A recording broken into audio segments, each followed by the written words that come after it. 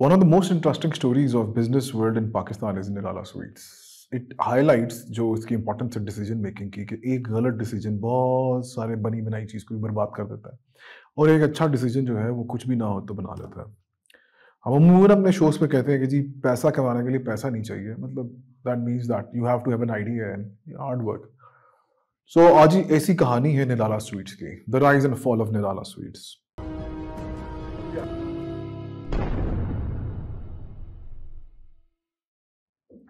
ताजदीन साहब एक आम सी वुलन शॉल सेलर थे इंडो पाक कश्मीर में, इंडियन हेल्ड कश्मीर में एट दैट टाइम।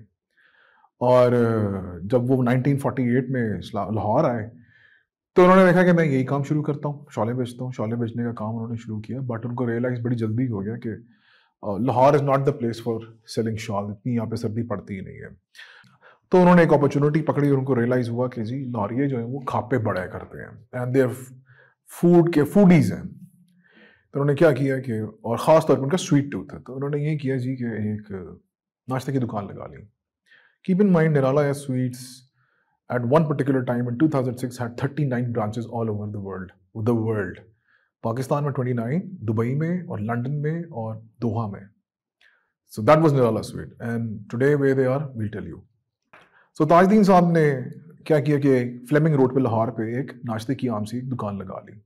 2 साल 3 साल में वो आम सी छोटी सी दुकान, वही वाली बात कि बिल्कुल a startup, it can actually be called a startup. He started with almost few resources, थोड़े से रिसोर्सेज के साथ उन्होंने नाश्ते की एक दुकान लगा ली। और नाश्ते की दुकान फ्लेमिंग रोड पे अच्छी खासी चल पड़ी, बहुत ज़्यादा चल पड़ी, सो मच सो के रश लगा रहता था। फिर ताजदीन साहब के एक बेटे थे फारूक अहमद। फारूक अहमद साहब जो है, जब उन्होंने उनको ज्वाइन किया तो वो बड़े एक्टिव थे, वो पूरी दुनिया में घूमते थे, फ्रांस, जर्मनी, और वहाँ से रेसिपीज लेके आते थे। और उनका फिर एक फ्यूजन निकाल के मिठाइयाँ, आपको पता होना चाहिए कि बहुत सारी ऐसी मिठाइयाँ हैं जो कि निराला स्वीट की इन्वेंशन है। ओके जी। तो जनाब वो काम उन्होंने शुरू किया और फारूक अहमद साहब ने और निराला स्वीट्स ने बहुत तरक्की 1980s में मेरा ख्याल है उन्होंने शुरू किया। अनफॉर्चुनेटली क्या हुआ कि फारूक साहब को बड़ी अर्ली एज में, लेट 80s में पार्किंसन हो गई, कपकपा जिसे कहते हैं। So he was not very healthy. ये हम बात करें 1980s की, लेट 90s की, जब Nirala sweet was on top of the game. 39 branches Dubai में, दोहा में, लंदन में, पाकिस्तान में 29 ब्रांचेस पाकिस्तान में सिर्फ, तो इसमें से 17 या 18 सिर्फ लाहौर में थी।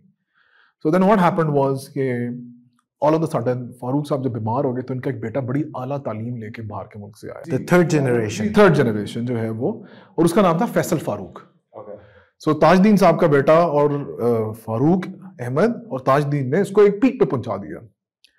इनका एक बेटा था जो फारूक साहब का बेटा था, यानी ताजदीन साहब का पोता, ये बाहर से बड़ी आला तालीम लेके आया एंड इन्होंने जनाब नए नए तरीके लॉन्च करने की कोशिश की है। इन्होंने क्या किया कि इन्होंने आइडिया निकाला कि हम डेयरी फैक्ट्री लगाते हैं, and this is early 90s।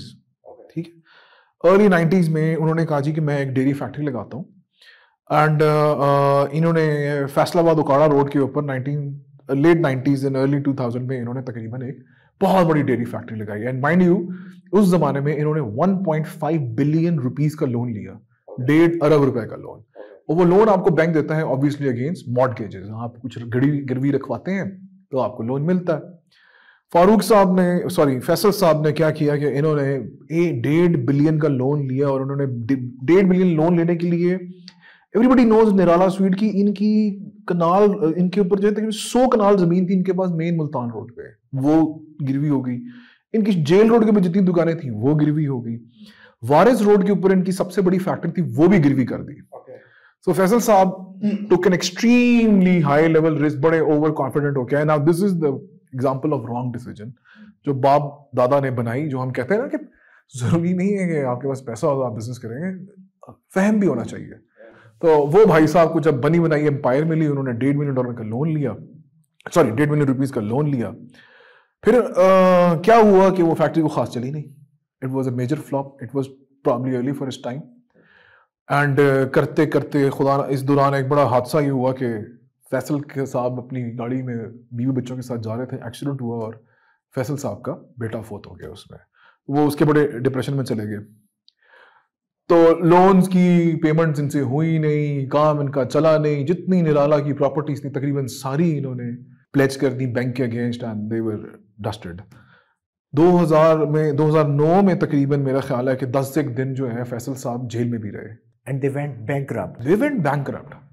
Jail में रहे, और जब वो फिर आ पाए तो आज वो निराला स्वीट्स जिनकी 39 ब्रांचेस थी, ताजदीन साहब ने बनाई 1948 में, आज उनकी जितनी थर्ड जनरेशन है वो लाहौर के आउटस्कर्ट्स में किराए के मकानों में रहते हैं। सो आप ये देखें कि 1948 में एक छोटी सी दुकान से जो एक स्टार्टअप था पाकिस्तानी, जो कि शॉलें बेचता था, he came here, he was a visionary. उसने कहा यार शॉलें नहीं बिकेंगी, नाश्ता बिकेगा। It was a Pakistani startup, purely Pakistani startup, did in 1948-49, and it turned into a biggest brand of confectionaries and mithai in Pakistan. In late 80s and early 90s, everybody knows Nirala. It took them 40-50 years to get to that हाँ, point. लेकिन 40-50 years उनको empire बनाने में लगे, तरक्की करने में उनको 5-7 साल 8 साल लग गए थे, बस उसके बाद वो स्टेबल हो गए थे। And then they had the cycle, बनी का साइकिल चल पड़ा उनका।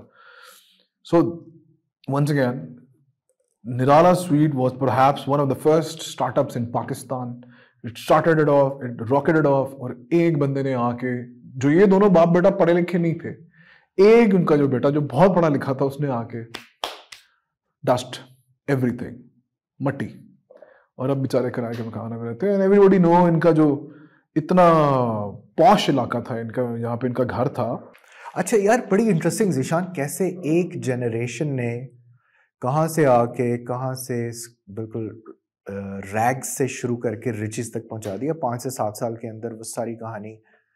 फारूक साहब जो कि एक ज़्यादा पढ़े लिखे आदमी नहीं थे, उन्होंने उसको सक्सेस की बुलंदियों पे पहुंचा दिया। और एक जो बहुत ज़्यादा फहम रखने वाला है, जो छोटा बेटा है, जो कि प्रिज्यूमेबली ज़्यादा स्मार्ट था, बाहर से पढ़ के आया था, उसने आके सब कुछ लुटा। ये कैसे, मतलब फारूक साहब में ऐसा क्या था और फैसल में ऐसा क्या नहीं था?